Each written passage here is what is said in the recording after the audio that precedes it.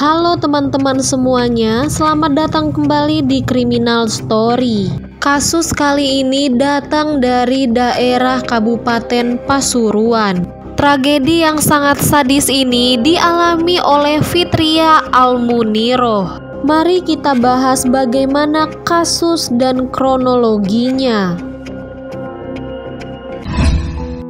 Selasa 31 Oktober 2023 adalah hari terakhir Sueb Wibisono melihat istrinya Fitria Almuniroh.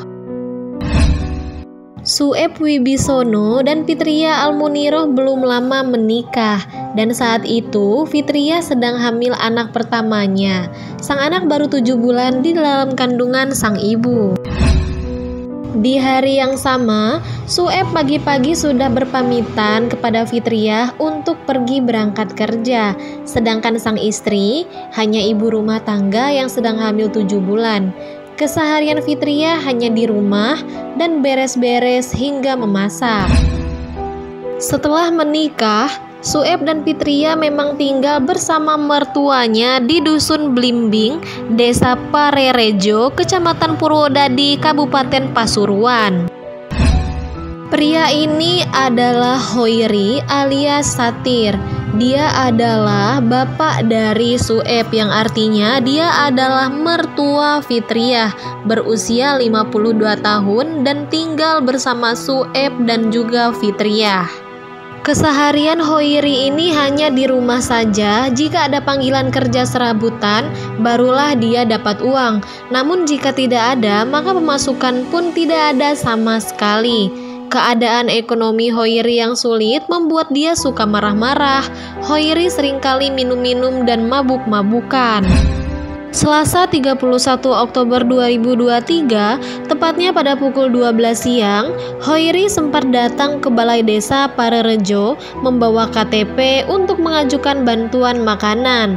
Pasalnya, di saat yang sama pihak desa sedang bagi-bagi susu dan telur untuk kebutuhan stunting di desa tersebut. Namun lantaran namanya tidak ada dalam daftar, permintaan Hoiri tersebut ditolak dan akhirnya pulang ke rumah.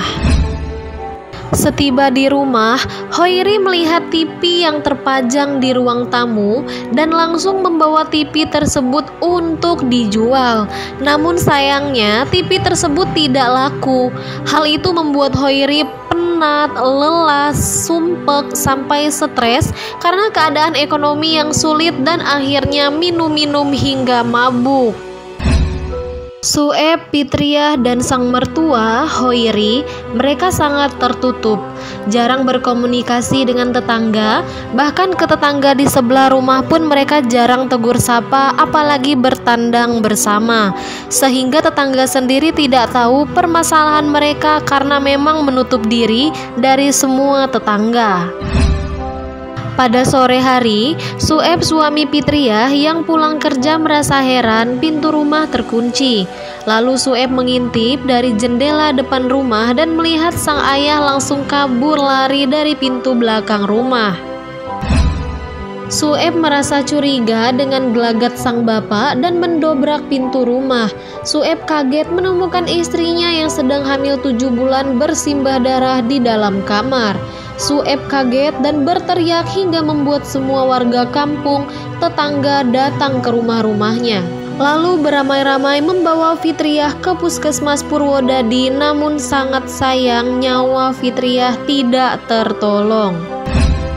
Hoiri alias Satir, bapaknya Sueb, bersembunyi di rumah tetangganya sambil membawa sebuah pisau yang dia gunakan saat menghabisi nyawa menantunya. Tetangga yang kaget melihat Hoiri masuk rumahnya pun memberitahu Sueb dan segera melaporkan ke Polsek Purwodadi.